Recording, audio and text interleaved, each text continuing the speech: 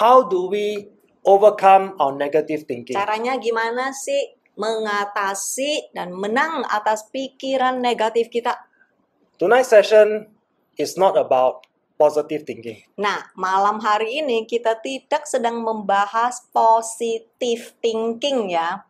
Tonight's session is not about all the worldly practices. Malam hari ini kita tidak mau membahas tentang praktek dunia. Whatever you have learned in the world on how to think in a positive way, this is not the session. Caranya gimana yang selama ini engkau sudah pelajari dari dunia ini, cara berpikir positif itu seperti apa sih? Nah, sangat berbeda dengan yang akan kita bagikan malam hari ini. Today we want God to teach us how to overcome all our negative thoughts. Malam hari ini kita mau Tuhan sendiri yang mengajarkan kita caranya bagaimana sih kita bisa menang atas semua pikiran kita yang tidak benar, yang negatif. And we will be doing it according to His Word, so it is not a concept, it is not a tutorial. Dan kita akan lakukan persis lewat firman-Nya. Jadi ini bukan lagi suatu konsep, bukan lagi suatu pengajaran, tetapi sesuatu yang bisa dipraktekkan sesuai dengan Alkitab.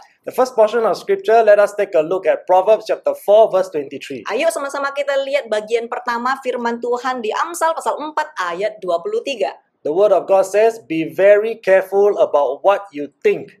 Your thoughts run your life. Jikalau yang baca Alkitab akan tahu ini sangat beda ya dengan versi Alkitab ya. Versi ini berkata, berhati-hatilah dengan apa yang kamu pikirkan, sebab pikiranmu menjalankan hidupmu. Our feelings comes from our perception. Nah, perasaan kita selalu datang dari cara bagaimana kita berpikir, persepsi kita. So our perception is the way we think and perceive things within and around us. Jadi ini ya cara kita berpikir dan memahami hal-hal di dalam dan di sekitar di sekitar kita ini. So how we perceive the situation or circumstances determines our response. Jadi selalu begini ya, bagaimana kita memandang situasi atau keadaan kita, disitulah menentukan respon kita. And listen very carefully, my friends. Dengar baik-baik ya saudara. What we perceive in our minds controls how we feel, our emotions. Apa yang kita pikirkan ya, persepsi kita yang ada di dalam otak kita akan mengendalikan cara kita merasa, emosi kita. And eventually, we will all do according to what we think and what we feel. Dan setelah itu, pasti kita akan melakukan sesuai dengan apapun yang kita pikirkan dan kita rasakan. Kita akan ikutin. So that is what the Bible means by our thoughts will run our life. Nah, disitulah makanya firman Tuhan berkata, pikiranmu menjalankan hidupmu. When our mind is governed by our own free will, Sewaktu pikiran kita dikendalikan oleh suka-suka kita, we will become anxious and we will worry. pasti kita akan langsung cemas. Setelah itu kita akan khawatir. We will be fearful and we will also indulge in sinful Setelah practices. itu kita akan merasa takut ataupun menuruti perbuatan yang tidak benar. But if we are humble enough to allow the Holy Spirit of God to govern our minds and convict our hearts, only then will we be able to submit according to His purpose. Tetapi jikalau kita cukup rendah hati, mau mengizinkan Roh Kudus untuk mengatur cara kita berpikir dan menginsyafkan hati kita, disitulah kita bisa mulai berubah. So be very clear, my friends. It is our choice Ja- who we allow to take control of our life. Jadi sebetulnya ada pilihan siapa yang mengendalikan dirimu. Engkau harus memilih. So it is all about perspective. Nah, semua ini sebetulnya adalah tentang cara persepsimu, cara kamu menanggapi. What do I mean by that? Betul. Apa sih maksudku? When faced with cancer, I can say to God, why did you allow this to happen? Sewaktu aku menghadapi penyakit kankerku, aku bisa berkata kepada Tuhan, Tuhan, kenapa Engkau izinkan hal ini terjadi di dalam kehidupanku? I can demand from God that God, you must heal me. Aku bisa menuntut loh sama Tuhan, Tuhan Engkau harus sembuhkan aku. But on the other hand, I can also say, come what may, I will choose to praise God. Tetapi sebaliknya, aku juga memiliki pilihan lain. Dan aku berkata seperti ini, apapun yang terjadi, aku tetap akan memuji Tuhanku. And even if I die, I will die praising Him. Dan jikalau aku harus mati, aku akan mati menyembah Tuhanku. You see, my friends, I can choose to despair and collapse into depression, or I can praise God. Jadi lihat saudara, ini sebetulnya pilihanku sendiri loh. Aku bisa memilih untuk tawar hati dan setelah itu aku akan masuk dan terjerumus di dalam depresi. Atau aku bisa juga memilih mematuhi dan mengucap syukur kepada Tuhan. I can believe what Jesus teach us in Scripture. For example, in Isaiah 41:10, that God will harden me and strengthen me to overcome Aku difficulties. bisa loh memilih untuk percaya kepada Tuhan sesuai dengan firman-Nya, yaitu di Yesaya pasal 41 ayat 10, yaitu Tuhan akan mengebalkanku, menguatkanku agar aku akan tahan terhadap segala tantangan kehidupanku. So when I choose to practice the Word of God instead of being controlled by the situation, I can overcome the difficulties, the challenges, and even facing death from cancer. Jadi pada saat aku memilih untuk percaya kepada firman Tuhan dan mempraktekkan firman Tuhan daripada mengizinkan situasiku mengendalikan aku bisa menang menghadapi semua tantangan kehidupan termasuk kematian yang ada di depanku.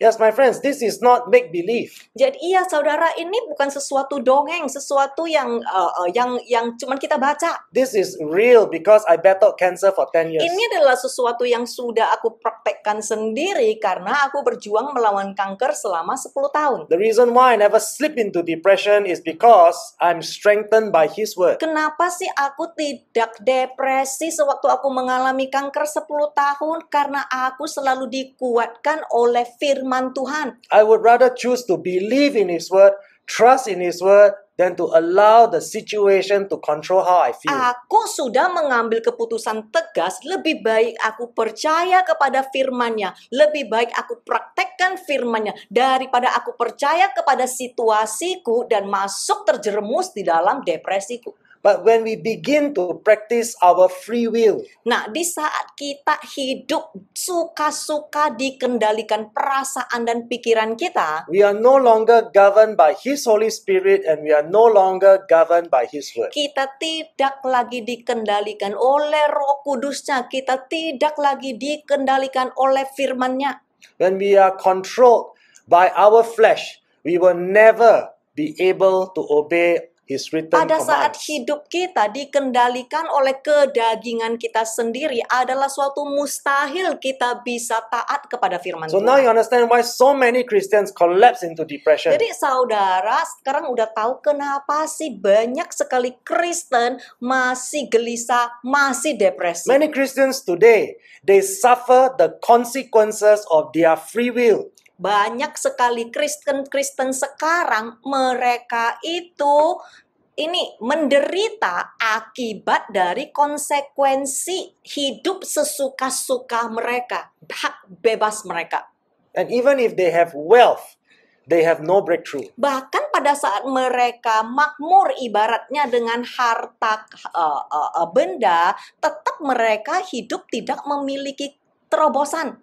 They have no breakthrough because they are consumed by their fear, they are overwhelmed by their insecurities and superstition, and they are ruled by their greed. Bahkan pada saat mereka memiliki harta, mereka tetap tidak pernah hidup damai. Mereka hidup dalam ketakutan. Mereka hidup dalam hal-hal yang tidak nyaman oleh karena keserakahan mereka sendiri. So as they continue to practice their free will, they have no spiritual maturity and they will never enter into eternal life because they are not born again from Dan yang above. paling gawat adalah orang-orang semacam ini yang mempraktekkan hak bebas mereka, sesuka hati mereka. Mereka tidak pernah mampu mendapatkan kedewasaan secara rohani. Jikalau mereka tidak mendapatkan kedewasaan secara rohani, artinya juga mereka tidak pernah akan dapat masuk di kerajaan kekal. Sebab mereka bukanlah orang-orang Kristen yang sudah lahir baru. Let me just give you a very simple example. Saya kasih Let us move contoh to the ya. next slide. Contoh yang sangat sederhana. When you are fearful and anxious, you will worry. Sewaktu saudara, contoh, tiba-tiba ada rasa takut, tiba-tiba ada rasa gelisah, pasti saudara khawatir terus. This is what happens to many people when they are faced with challenges and difficulties. Ini adalah suatu hal yang lumrah buat setiap orang sewaktu mereka ini mendapatkan hal-hal yang tidak terduga, contoh tantangan kehidupan. They are governed emotionally by their situation and even their failures. Nah, ini juga adalah orang-orang yang hidup terkendalikan oleh situasi mereka, termasuk kegagalan mereka. That is why you see many Christians who suffer from cancer or other types of sicknesses, whenever the situation become worse, they immediately collapse into depression. Kebanyakan orang Kristen kalau kena kanker atau kena penyakit, pasti mereka hal yang pertama adalah gelisah dan juga tawar hati, jatuh dan depresi. Because after they are fearful and anxious, they worry, and after when they worry, it becomes depression. Sebab sewaktu berita buruk datang, pertama mereka takut, setelah itu mereka gelisah, setelah itu mereka khawatir, dari khawatir mereka juga lanjut menjadi depresi. And from there, they are governed by all their negative thoughts. Dan sewaktu itu mulailah semua pikiran negatif datang menghantui mereka. And they'll always be thinking, what if the situation get worse? Dan setelah itu di dalam pikiran mereka langsung mutar terus, gimana ya kalau begini? Gimana ya kalau begitu? What if Jesus don't help me? Gimana jikalau aku tidak disembuhkan oleh Yesus? Apa yang akan terjadi? Muter terus. Or maybe sometimes when they have problems in their business, they worry. Atau mungkin contoh kalau ada yang bisnisnya lagi tidak baik, oke, khawatir terus. What if I become bankrupt? Gimana ya kalau tiba-tiba aku bangkrut ya? So there are a lot of what ifs that draw them into depression. Jadi ya ini ya di pikiran mereka selalu ada kata-kata seperti ini. Bagaimana jikalau, dan begitu mendengar bagaimana jikalau, langsung mereka drop tawar hati. And many people who are very insecure, Dan juga ada sebagian orang yang merasa tidak aman, merasa kosong. they crave for attention. Mereka itu selalu mencari-cari perhatian. And people who are very insecure, they are very prideful. Dan orang yang juga selalu merasa kosong, merasa tidak cukup, merasa tidak nyaman juga adalah orang yang sangat sombong. And their pride and arrogance is what they use to cover up their insecurity. Sebetulnya kesombongan dan arogansi mereka yang mereka pakai untuk menutupi kekosongan mereka. And the reason why they are always feeling very insecure is because of rejection, and it is because every time people tell them they are not good enough. Kenapa sih seseorang bisa merasa tidaknya aman, tidak nyaman, dan kosong? Karena mereka ada perasaan tertolak, ditolak oleh orang-orang. Orang-orang selalu menganggap mereka tidak cukup baik. And there are those who are envious and covetous. Dan juga ada sebagian yang iri hati dan selalu menginginkan yang orang lain punya yang mereka sendiri tidak miliki. So when they are controlled by envy and their covetousness, they are always jealous. Jadi sewaktu mereka dikuasai oleh iri hati dan dikuasai oleh ini, menginginkan yang orang lain punya yang mereka tidak miliki, mereka adalah akhirnya menjadi orang-orang yang suka cemburu. And they are jealous because they are governed by their greed. Mereka cemburu karena mereka menginginkan sesuatu tetapi tidak mendapatkannya. Itulah keserakahan mereka. And for many, they are suffering from uncontrolled lust. Ada juga sebagian yang hawa nafsu yang tidak terkendalikan. Why are many Christians addicted to pornography. Kenapa sih banyak sekali Kristen ini kecanduan pornografi? It is because of their uncontrolled lust that leads them to sexual immorality. Karena hawa nafsu mereka yang tidak terkendalikan yang menyebabkan mereka selalu melakukan hal-hal yang imoralitas tentang seks. That is why you see many Christians today, they practice free sex, they practice adultery, fornication, they're addicted to pornography and masturbation. Dan makanya sekarang kita bisa melihat banyak sekali Kristen-Kristen kecanduan pornografi, seks di luar pernikahan, seks bebas, dan yang lain sebagainya. This is the truth, my friends. Ini loh kenyataan, saudara. We see that even many pastors today, they fall into sexual sin. Kita juga melihat bahkan pendeta loh juga bisa terjerumus di dalam perjinahan. And worse still, they become LGBT. Dan juga ada yang berubah menjadi LGBT. This is the saddest thing in the Christian community. Ini adalah hal yang paling menyedihkan di kekristenan. So now you see, if you are governed by your uncontrolled lust, you will definitely practice sexual immorality. Lihatlah saudara, jikalau engkau hidup sesuka-sukamu, dikendalikan oleh kedaginganmu sendiri, pasti engkau akan melakukan hal-hal yang dosa. But we have a choice. Tapi saudara, hari ini engkau punya pilihan. We can choose to be governed by the Holy Spirit. Engkau bisa memilih untuk hidup diatur oleh Roh Kudus. How do you know you're filled with the Holy Spirit? Caranya gimana sih engkau bisa membuktikan engkau ada dipenuhi oleh Roh Kudus? The evidence is not the gifts of the Spirit. Nah, bukti dari saudara punya Roh Kudus bukan pada saat saudara memiliki karunia Roh Kudus. You know that you are filled with the Holy Spirit when you no longer want to walk in your sinful flesh. Saudara tahu secara pasti engkau dipenuhi Roh Kudus sewaktu engkau diinsyafkan mau berubah dari kesalahanmu. Speaking in tongues does not prove that you are filled with the Holy Spirit. Nah, kalau cuma sekedar berbahasa lidah itu belum terbukti engkau dipenuhi oleh Roh. Bicara di Jakarta, Tom ya.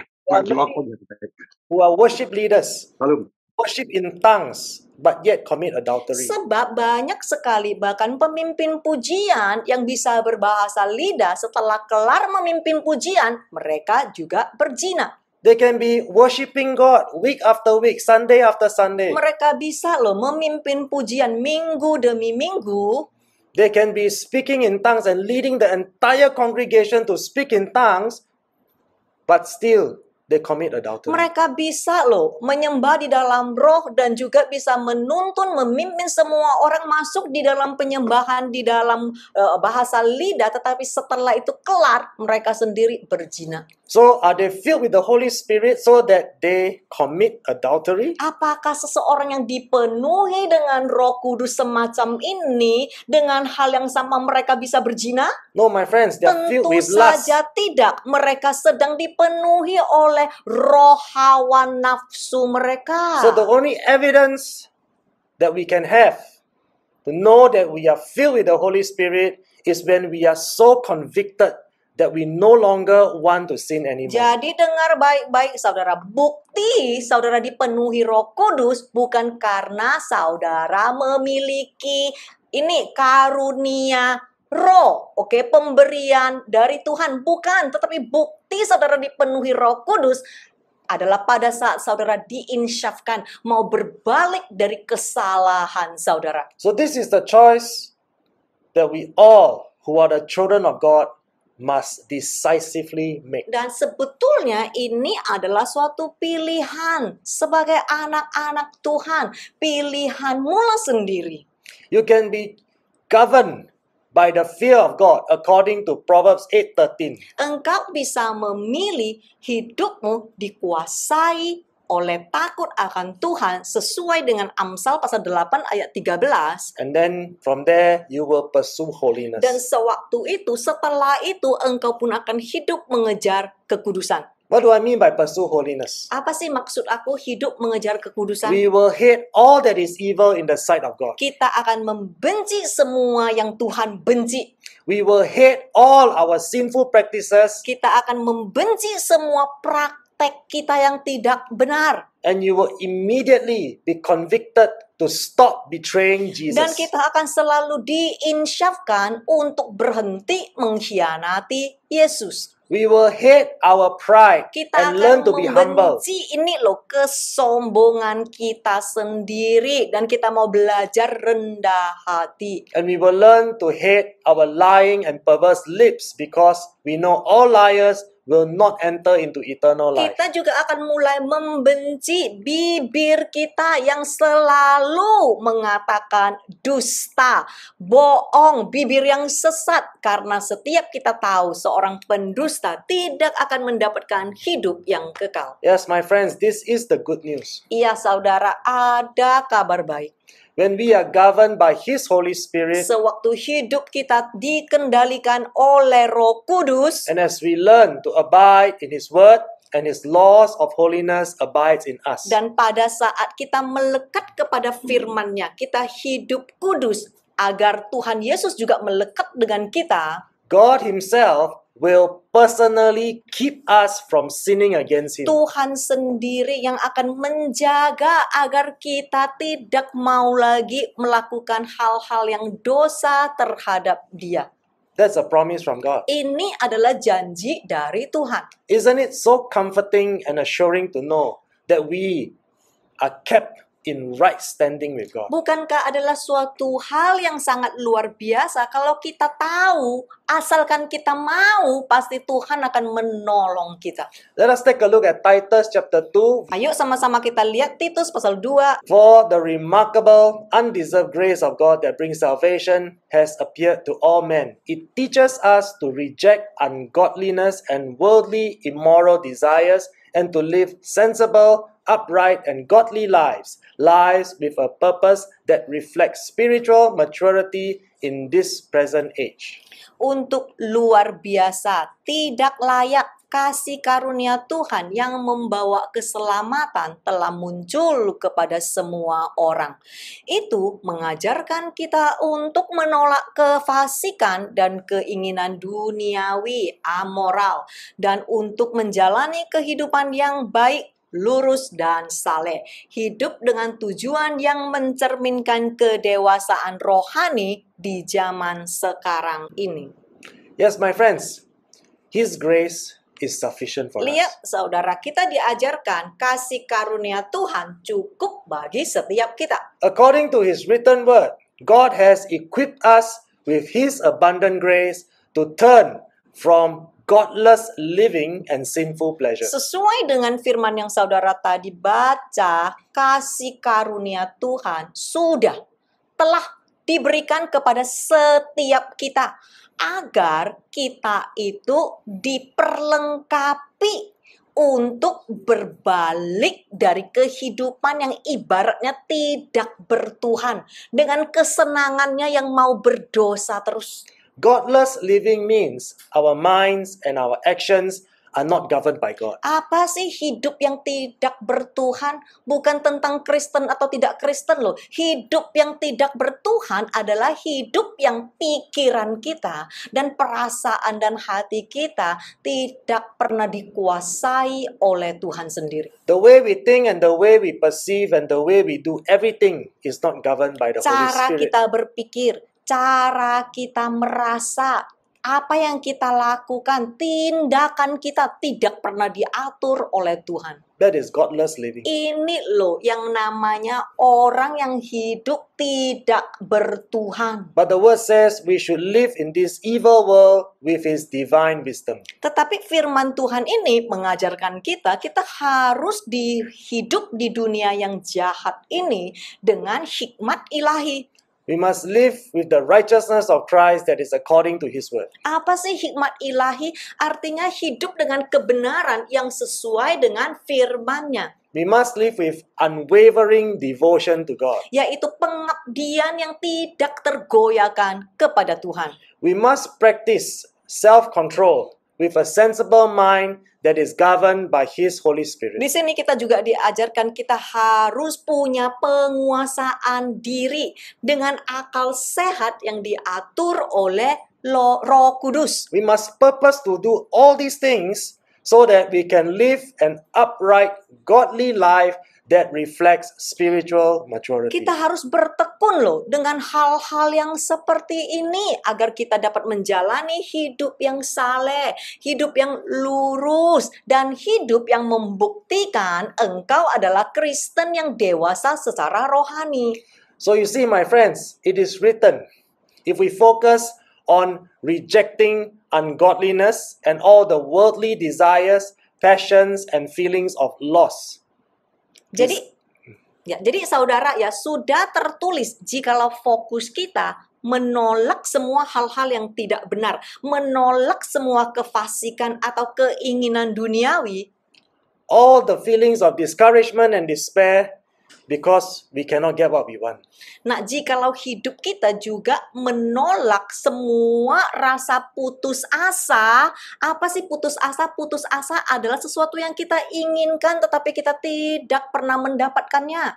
Once we can learn to cut off all that, our minds will learn to think positively according to His Kalau power. kita bisa memberhentikan semua yang tadi sudah dijelaskan, ini pikiran kita sendiri akan mulai distabilkan. So according to His abundant grace, our minds will be stabilized so that we will no longer have any negative thinkings or feelings. Jadi sesuai dengan firman Tuhan, kasih karunia-Nya sudah cukup memperlengkapi kita agar kita memiliki ini, pemikiran dan akal budi yang sehat, pikiran yang stabil, tidak selalu memikirkan hal-hal yang negatif atau yang buruk. But my friends, if we refuse to adhere to His grace, Nah, tetapi jikalau kita menolak pemberian ini, if we do not want to reject all that is sinful, jikalau kita tidak mau menolak semua kefasikan ini, all the ungodliness, the worldly passions, and all the lustful pleasures, semua cara-cara yang tidak berketuhanan, semua hawa nafsu duniawi ini, jikalau kita tidak mau menolaknya, if you do not want to stop the constant lying, the cheating, the greed, the ill temper, jikalau engkau tidak pernah mau menolak bibir yang penuh dengan tipu muslihat, menipu, ataupun begitu serakah, if you do not want to deal with the jealousy, the envy, the unforgiveness, and your prideful arrogance, jikalau engkau tidak pernah mau menolak rasa cemburu, tidak mau mengampunin kesombongan, sifat yang buruk, if all the time you slander, you talk bad about other people behind their backs and tear them down with their lies, jikalau engkau selalu ngomong jelek-jelekin orang, oke, dan tidak pernah mau bertobat, how then will you repent from your godless living? gimana caranya engkau bisa hidup bertuhan?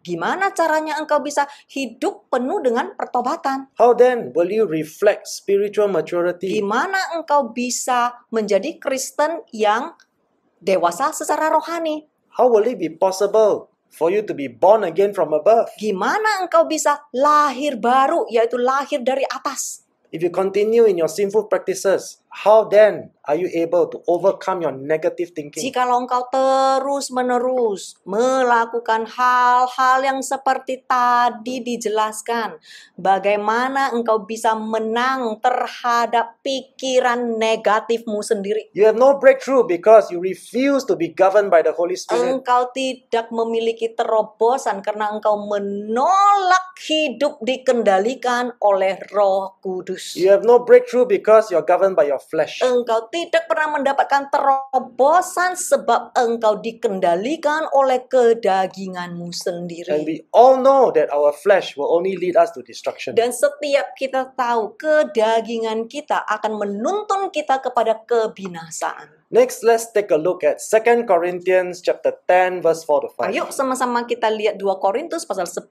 ayat 4 sampai 5. For the weapons of our warfare are not physical, weapons of flesh and blood, but they are mighty before God for the overthrow and destruction of strongholds, inasmuch as we refute arguments and theories and reasonings and every proud and lofty thing that sets itself up against the true knowledge of God, and we lead every thought and purpose away captive into the obedience of Christ, the Messiah, the Anointed One. Yang baca Alkitab tolong di capture ini karena beda jauh, oke? Yang dari versi Alkitab dengar baik-baik, karena senjata peperangan kita bukanlah senjata fisik, senjata darah dan daging, tetapi perkasa di hadapan Tuhan untuk meruntuhkan dan menghancurkan benteng-benteng. Dengar baik-baik, ini perbedaan yang besar.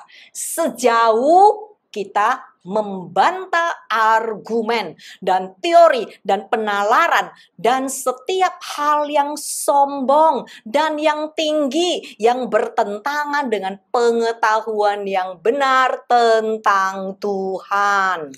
Dan kami membawa setiap pikiran dan kehendak tertawan ke dalam ketaatan akan Kristus Mesias yang diurapi. Yes, my friends, we cannot say we don't know what to do. Lihat saudara, dari sini membuktikan setiap kita seharusnya tahu loh apa yang harus kita lakukan. God said, I have given you a powerful weapon. Tuhan berkata, aku sudah memberikan kepadamu ini senjata yang begitu perkasa. So if you understand scripture correctly, Jikalau engkau ngerti firman yang satu ini, the weapon is the sword of the Spirit. senjata yang begitu perkasa sudah diberikan kepadamu dan senjata ini adalah pedang rohmu. And we know the sword of the Spirit is the written word of God in scripture. Dan setiap kita tahu pedang roh itu adalah firman Tuhan yang tercatat di dalam Alkitab. So God is saying to us, I have given you my word and it is powerful enough to overthrow and destroy the strongholds in your life. Tuhan sedang mengajarkan kita, halo, pedang roh yang begitu perkasa, yaitu firman Tuhan, sudah kuberikan kepadamu. Jikalau engkau memakai itu, engkau sanggup menghancurkan semua benteng-benteng yang ada di dalam kehidupanmu. Do you see, my friends, God wants you to have the victory. Lihat enggak saudara, Tuhan mau loh engkau hidup menjadi umat yang lebih dari pemenang. The word of God, if practiced in the correct context, Firman Tuhan, jikalau engkau tahu mempraktekkan di dalam konteks yang benar, it can and it will bring about the necessary change and the positive transformation. akan membawa suatu perubahan yang engkau perlukan, akan membawa suatu transformasi yang baik. It will give you the spiritual and the emotional breakthrough. Dan dia akan memampukanmu untuk mendapatkan terobosan baik secara pribadi di dalam rohanimu ataupun perasaanmu. Yes, my friends, our spiritual battle, the stronghold, is in our hearts and in our minds. Saudara, medan peperanganmu tidak jauh-jauh. Medan peperanganmu ada di dalam hati dan pikiranmu. So this is the area where you do spiritual warfare. Jadi lihat saudara baik-baik. Ini ya. Ini adalah medan peperanganmu di mana engkau perang habis-habisan dari caramu berpikir sampai caramu merasa. Let me just give you a very simple example. Saya kasih contoh ya yang sangat sederhana. When I battle cancer for 10 years, Sewaktu saya berjuang melawan kanker 10 tahun, I have to make a decision. aku harus memilih dengan tegas. Do I trust God according to Proverbs chapter 3 verse 5 to 6? Aku mau nggak percaya mutlak kepada Tuhan sesuai dengan yang tertulis di Amsal pasal 3 ayat 5-6. to trust Him with all my heart and all my mind, Percaya kepada Tuhan dengan segenap hatiku, dengan segenap jiwaku, to acknowledge He's sovereign, dan menyatakan Tuhan itu berdaulat, and trust that He will make my path straight, dan percaya Tuhan pasti akan meluruskan jalanku. or I can choose to worry. Atau aku juga bisa memilih khawatir loh. I can choose to get angry, Aku juga bisa memilih marah loh. right? There are many people who bravely, daringly say, I'm angry with God. Iya kan? Banyak loh Kristen-Kristen yang nggak mendapatkan apa yang mereka mau. Mereka begitu berani, aku lagi marah sama Tuhan. Like as if they have a right to be angry with God. Ya, sepertinya mereka itu berhak marah kepada Sang Pencipta langit dan bumi. Who are we, the clay, to be angry with the potter? Siapa sih kita ya cuman bejana, mau marah kepada penciptanya. Just because we pray and we don't get what we want, we get angry Cuman with God. karena sewaktu kita minta sesuatu dan kita tidak mendapatkannya, tiba-tiba kita marah kepada Tuhan. That is not the way, my friends. Itu bukan caranya, saudara. That is how many people, they collapse into depression. Makanya kenapa Kristen tidak menang-menang, selalu kalah, selalu depresi, khawatir. So battling cancer for 10 years, I have a choice. Bertempur melawan kanker selama 10 tahun. I choose to trust God. Aku punya pilihan, dan pilihanku adalah percaya mutlak kepada Tuhan. But how do I know I trust God? Nah, tapi caranya gimana? If I say I trust God, then I will not worry. Caranya begini, saudara. Mau nggak saudara tahu atau buktikan apakah saudara benar-benar percaya kepada Tuhan? Kalau saudara benar-benar percaya kepada Tuhan, saudara tidak akan lagi khawatir. I don't worry. I don't ask, why God? I don't say, when will you heal me? Aku tidak khawatir, aku tidak bertanya kepada Tuhan, gimana Tuhan? Kapan engkau akan sembuhkan aku? I won't say, when will you bless me? Kapan engkau akan berkatin aku? Where are you, God? Engkau di mana Tuhan? No, I said I will trust Him. Enggak, saudara, aku cukup berkata, Tuhan aku akan percaya kepadamu. If the person that says they trust God, they will not ask this type of stupid questions. Sebab jikalau orang-orang yang mengaku di bibir mereka percaya kepada Tuhan, mereka tidak akan bertanya-tanya hal yang bodoh seperti ini. Because they lean on their limited understanding. Sebab orang-orang seperti ini selalu mengandalkan pemikiran sendiri, logika mereka sendiri. They cannot trust God because they don't think that God is sovereign. Mereka tidak bisa percaya kepada Tuhan karena mereka berpikir Tuhan tidak memegang kendali dan berdaulat atas kehidupan mereka. But for those who choose to trust God, Tetapi bagi orang yang memilih untuk percaya kepada Tuhan, they will not worry. mereka pasti tidak akan khawatir. And because they do not worry, they will never collapse into depression. Oleh karena mereka tidak pernah khawatir, mereka nggak pernah depresi. They will never be governed by their situation. Mereka tidak akan hidup dikendalikan oleh situasi mereka. They will not be controlled by their feelings of fear and anxiety. Mereka tidak akan dikendalikan oleh ketakutan mereka dan kegelisahan mereka sendiri. They will only say, come what may, I will trust God. Mereka akan bersikap sedemikian, apapun yang terjadi, aku sudah memilih berdiri dengan kokoh dan percaya kepada Tuhan. And even if I have to die, I will die Dan trusting bahkan God. jikalau aku harus mati, aku sudah memilih mati menyembah So Tuhanku. you see the difference, my friends? Lihat perbedaannya, saudara. Are you governed by the Word?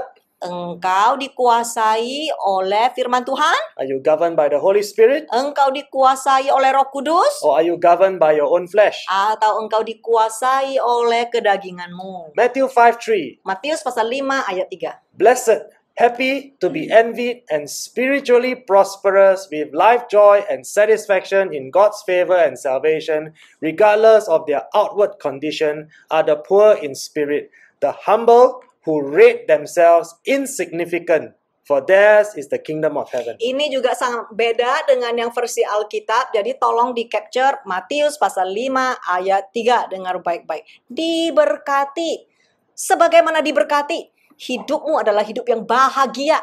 dikagumi, dan makmur secara rohani dengan sukacita hidup dan kepuasan dalam perkenaan dan keselamatan Tuhan terlepas dari kondisi lahiriah mereka adalah orang yang miskin dalam roh. Apa sih orang yang miskin dalam roh? Orang yang rendah hati, yang menganggap dirinya tidak penting, menganggap dirinya sendiri bukanlah siapa-siapa. Karena kerajaan surga adalah milik mereka. So God tells us we must hate our pride. Lihat saudara, Tuhan mengajarkan kita harus membenci kesombongan kita. But on the other hand, the world tells us we must build up our self-esteem in order to feel good about ourselves. Tetapi di sisi lain, dunia ini mengajarkan kita harus membangun harga diri kita sendiri. But here at RGM, I believe you are all mature enough to know to develop your self-esteem is to build your pride. Saudara, saya sangat berterima kasih di sini di RGM. Setiap kita tahu apa yang harus kita lakukan. Apakah kita harus membangun harga diri kita sendiri? Tentunya tidak, sebab membangun harga diri itu sama dengan kesombongan. My friends, do you not realize it is so depressing if your self-worth is built on your self-esteem? Saudara, bisa lihat enggak betapa menyedihkan jikalau harga dirimu tergantung dari apa yang engkau miliki. It is so depressing and so sad to know that your self-worth must be determined by your ability to achieve. Bukankah begitu menyedihkan jikalau harga dirimu tergantung kepada siapa kamu, posisi kamu di dunia ini? So inevitably, those who are not good enough or do not have any significant achievements in their life that is worth mentioning will eventually collapse into depression, isn't it? Jikalau ini adalah standarmu yang engkau percaya, artinya begini loh. Pada saat jikalau engkau bukanlah siapa-siapa, tidak memiliki apa-apa yang hebat, bukankah engkau langsung tiba-tiba akan depresi dan tawar hati dan hidupmu akan hancur? Isn't that depressing? Bukankah begitu menyedihkan? According to scripture, we know that those devoid of spiritual arrogance and those who regard themselves as insignificant will be happy. Tetapi begitu beda standar dunia dengan standar Tuhan. Sesuai dengan firman Tuhan dikatakan orang-orang yang tidak memiliki kesombongan, kesombongan di dalam rohani, mereka yang akan dianggap penting dan akan hidup berbahagia. Now do you not see that out of one that is successful, there are hundreds of thousands that are not? Saudara bisa melihat, kalau saudara mau ikutin standar dunia ini, setiap ada satu orang yang sukses, harus ada ratusan orang yang tidak sukses, yang melayani yang sukses ini loh. So if everyone builds on their self-esteem and don't get there or don't meet the mark, they will collapse into Jikalau depression. engkau adalah orang-orang yang di bawah ini dan yang selalu mau berjuang membangun ini harga dirimu, tetapi engkau tidak bisa mencapai ketinggian seperti itu, bukankah hidupmu adalah hidup yang begitu depresi dan tawar hati selalu? And now when we read according to the Bible, Jesus said, those who regard themselves as insignificant will be happy. Tetapi lihatlah kebenaran firman Tuhan. Di dunia berkata engkau harus membangun harga dirimu. Di firman Tuhan berkata pada saat engkau membuang harga dirimu, menganggap dirimu bukan siapa-siapa, termasuk kesombonganmu engkau buang, engkau adalah yang paling berharga dan terpenting di hadapan Tuhan. They are to be envied. They will be spiritually prosperous with life joy and satisfaction. Bukan cuman itu saudara, tetapi firman Tuhan berkata hidupmu adalah suatu kehidupan yang patut dikagumi. Sebab engkau adalah orang-orang yang makmur secara rohani dan hidupmu adalah hidup yang gembira. They will be satisfied and they will prosper in God's divine favor. Gembira kenapa sih? Karena engkau memiliki kepuasan. Kenapa engkau memiliki kepuasan? Karena hidupmu selalu mendapatkan kemurahan Tuhan. And most important of all, they are assured of their salvation. Dan yang terpenting adalah keselamatanmu masuk ke surga terjamin. Because they disregard themselves. Sebab mereka menganggap diri mereka tidaklah penting. Mereka membuang kesombongan mereka. Because they consider themselves insignificant. Mereka menganggap mereka bukanlah siapa-siapa. They are humble and not prideful. Mereka adalah orang-orang yang rendah hati dan tidak sombong. And the Bible says they will be blessed. Dan firman Tuhan berkata orang-orang seperti ini adalah orang-orang yang akan diberkati di mata Tuhan, bukan mata manusia ya. So this is the written confirmation in the scripture that Jesus never told us to build our self-esteem. Jadi saudara, engkau harus melihat firman Tuhan ini dan dikonfirmasikan. Sewaktu dunia berkata engkau harus membangun harga dirimu, itu bertolak belakang dengan kebenaran firman Tuhan. Because considering ourselves to be insignificant is not building self-esteem. Sebab jikalau engkau menganggap dirimu bukan siapa-siapa, engkau tidak mungkin adalah orang yang membangun harga dirimu. Next, let us move on to Romans 8:28. Ayo sama-sama kita lihat Roma pasal 8 ayat 28. And we know with great confidence that God, who is deeply concerned about us, causes all things to work together as a plan for good for those who love God and to those who are called according to His plan and purpose. Roma pasal 8 ayat 28.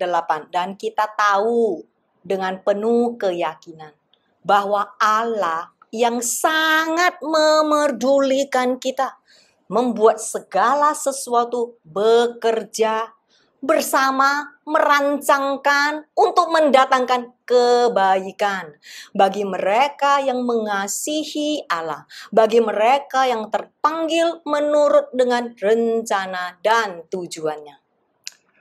We know that in everything, God works for the good of those who love Him. Saudara, ketahuilah dalam segala hal Tuhan bekerja untuk kebaikan mereka yang mencintainya. They are the people of God that are called because that was God's plan.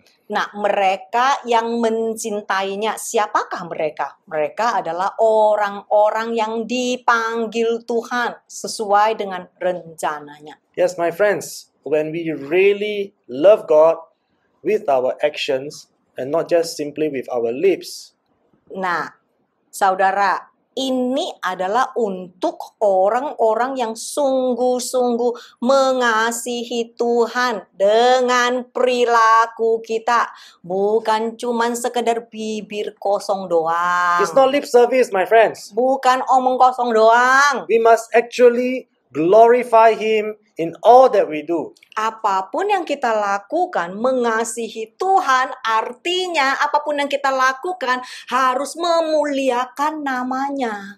If we say we love Him, we must obey His commands. Kalau kita mengaku kita mengasihi Tuhan, artinya kita adalah orang-orang yang mau taat kepada aturannya. And all that we do, everything in our life will work out for the good that is according to His purpose. Dan di situ Tuhan menjanjikan segala sesuatu di dalam kehidupanmu akan mendatangkan kebaikan sesuai dengan tujuannya.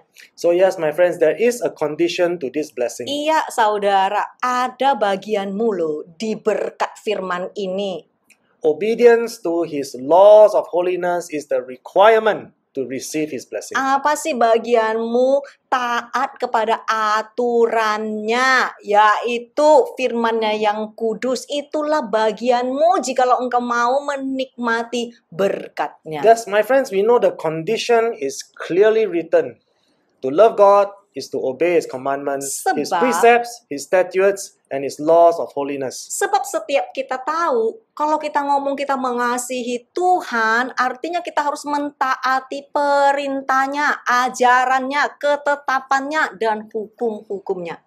As we all already know, this is written very clearly in John chapter 14 verse 15. Ini ada di Yohanes pasal 14 ayat 15, nanti saudara bisa baca sendiri. And as long as we adhere according to His written word, Selama kita berpegang teguh kepada firman-Nya yang tertulis, we are all given His assurance that all things will work out for the good, for our benefit, in accordance to His plan and to His purpose. setiap kita diberi jaminan bahwa segala sesuatu akan mendatangkan kebaikan bagi setiap orang yang hidup sesuai dengan rancangan dan tujuannya. So my friends, this is what Jesus is saying to all of us, Jadi- simply and plainly. Jadi saudara dengar baik-baik. Sederhana ya. Ini yang Tuhan Yesus berbicara kepada setiap kita. Sangat sederhana.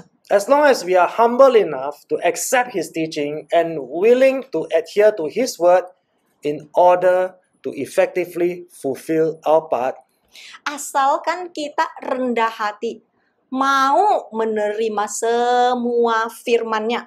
Bukan cuma mau menerima, tetapi mau berjalan sesuai dengan firman-Nya. when we do our part, God will bring it to pass. Sewaktu kita melakukan bagian kita dengan setia, bagian Tuhan tidak perlu dipertanyakan, pasti akan terjadi. God will provide for us His blessing, His provision, and even His strength to overcome the pain, the suffering, and even death. Tuhan pasti akan memberkati kita.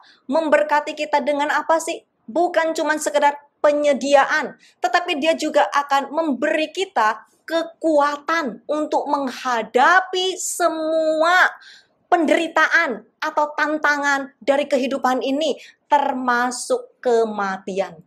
And again, let us look at the confirmation in Old Testament, Isaiah chapter 1 verse 19. Ayo sama-sama kita lihat Yesaya pasal 1 ayat 19. Again, Jesus says, if you are willing and obedient, you shall eat the best of the land. Lihat saudara, firman ini sangat singkat, sangat jelas, sangat sederhana. Jika kamu rela dan taat, kamu akan memakan yang terbaik dari tanah ini. Again, we see that this is the condition. If we obey, Tapi ada kondisinya saudara. Apa sih kondisinya? Jika kamu rela dan taat. if we obey, God is faithful to His written word. Jika kamu rela dan taat, kamunya dulu. And when we, Pasti Tuhan akan melakukan bagiannya. and when we do our part, Pada saat kita melakukan bagian kita, we will definitely receive the best that is from God. Tuhan berkata, kamu akan memakan yang terbaik dari tanah ini. This is God's character, my friends. Inilah karakter Tuhan, saudara. He will fulfill the promises Tuhan. according to His written word. Karakter Tuhan adalah Tuhan yang pasti akan menggenapi apa yang sudah Dia tulis di dalam firman-Nya. So my friends, now you know you can effectively overcome all negative thinking by obeying the written word of God. Jadi saudara, sederhana, sebetulnya semua firman yang tadi dibagikan, jika engkau mau mempraktekkannya, engkau akan bebas dan menang atas pikiran negatifmu. The word of God is living and is powerful. It is a double-edged sword. Sebab firman Tuhan hidup, firman Tuhan berkasa, ibaratnya pedang dua mata. And if we are all determined to conform to His written word and abide according to the requirements of His laws of holiness, we will always be given the best that is from our Heavenly Father. Jikalau setiap kita mau bertekun terus, dibentuk oleh firman Tuhan yang hidup, melekat terus terhadap aturannya.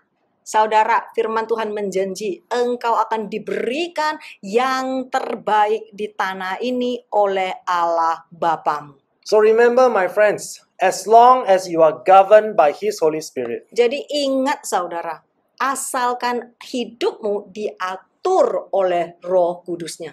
and as long as you're willing to conform according to His written word, Asalkan engkau mau dirubah dengan firman-Nya. you will never be discouraged because you are humble enough to accept your earthly lot. Engkau pasti tidak akan khawatir atau tawar hati. Kenapa? Karena engkau akan bersedia menerima bagian dan porsimu di muka bumi ini. You will never be disappointed because you are willing to accept your portion in life. Engkau tidak akan pernah hidup kecewa. Kenapa? Sebab pasti engkau akan bisa menerima kondisi dan porsi yang ditentukan Tuhan terhadap dirimu.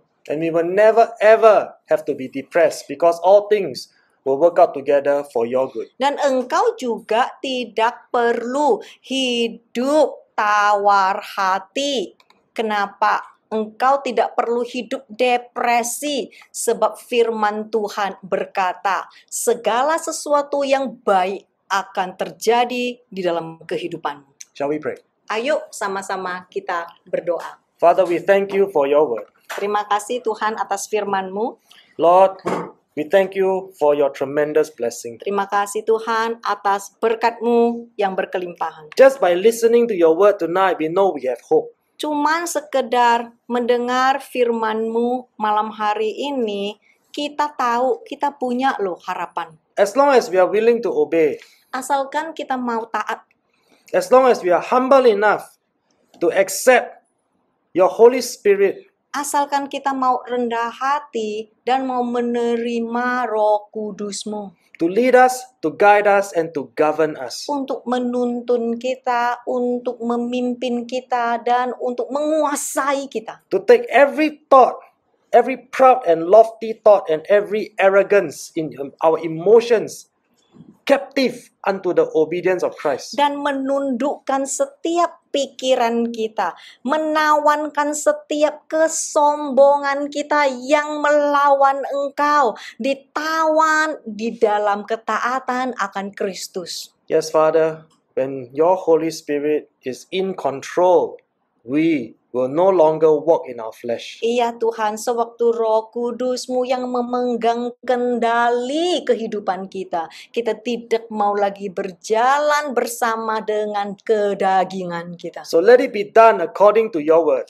Biar semua ini terjadi sesuai dengan firman-Mu ya Tuhan. Let your Holy Spirit lead us and govern us. Biar Roh Kudus-Mu yang menguasai setiap kita yang ada di sini. Lead us to greater breakthroughs. Tuntunlah agar kami mendapatkan terobosan yang sedang kami nantikan. Lead us to break free from strongholds. Tuntunlah agar kami bebas dari ikatan-ikatan yang menjerat kita. And we thank you, Lord, you will lead us to victory and success. Terima kasih Tuhan, Engkau akan menuntun setiap kita untuk menjadi umat yang lebih dari pemenang. And in Jesus' name, all of God's people say, Dan di dalam nama Tuhan Yesus, sama-sama yang percaya kami katakan, Amen. Amin.